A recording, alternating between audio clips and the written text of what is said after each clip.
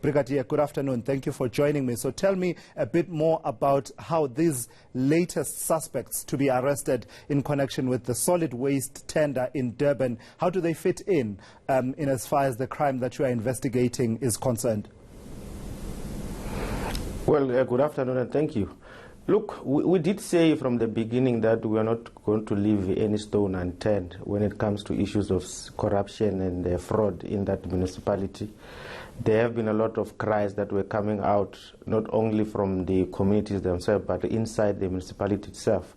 So we did, there is a task team that has been formulated by the national head that is actually looking into the happenings within the municipality. And yes, last year we started with a group of 15. Today we have added another 7, which brings the number to 22.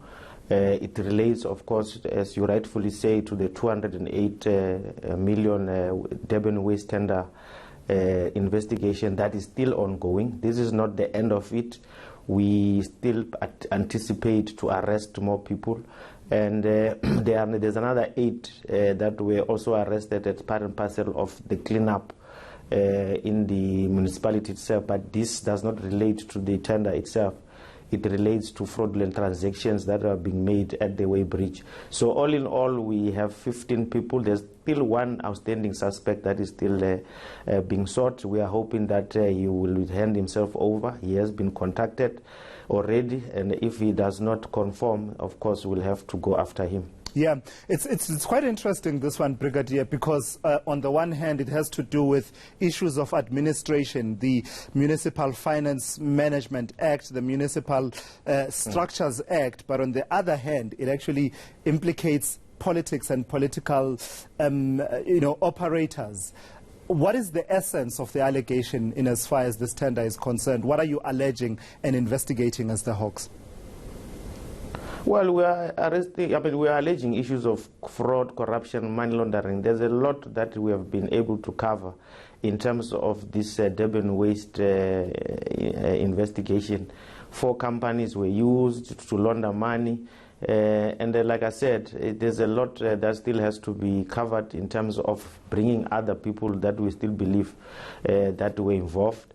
208 million is a lot of money that was wasted, and I think it is it's our mandate. It's incumbent upon ourselves as the Hawks to make sure that those who are responsible are brought to book as soon as possible. Yeah, and also this issue of the Municipal Finance Management Act.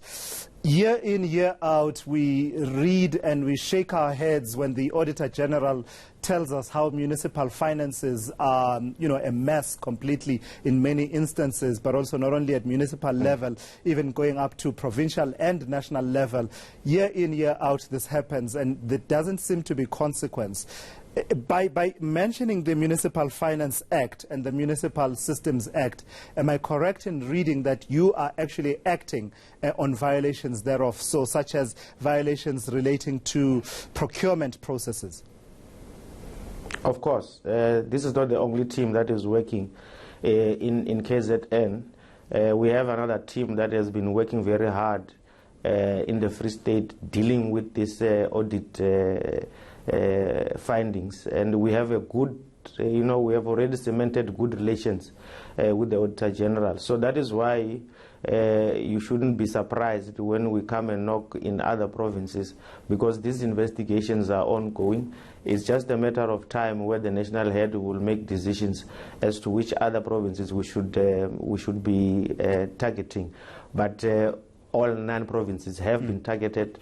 At the end of the day, we just need to make sure that we have the right people who will be able to deal with those cases. Lastly, Brigadier, the whole issue around the assets forfeiture operations that took place a few weeks ago. One of the things that came forth was when you went to the former mayor Zandile Gumede's home, that was given as part of the bail application and, part of the bail conditions that she was to reside at that residence. You did not find her there.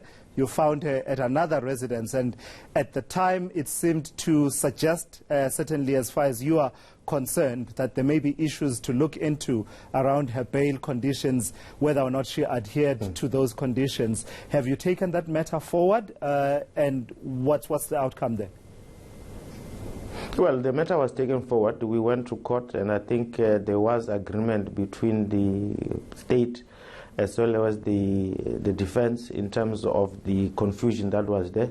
Well, the bail conditions still remain. At the time, she was residing at a certain address where we found that she was only renting, but we managed to get her where she stays.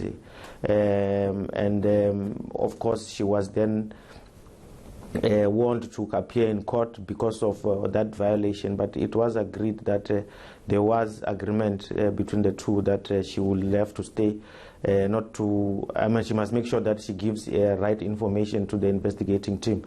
So that matter has been resolved, and if there is any other matters, I have not been informed. All right, Brigadier Hangwani Mulaudzi of the Hawks, that's the Directorate for Priority Crimes Investigation, joining us from our Pretoria studio.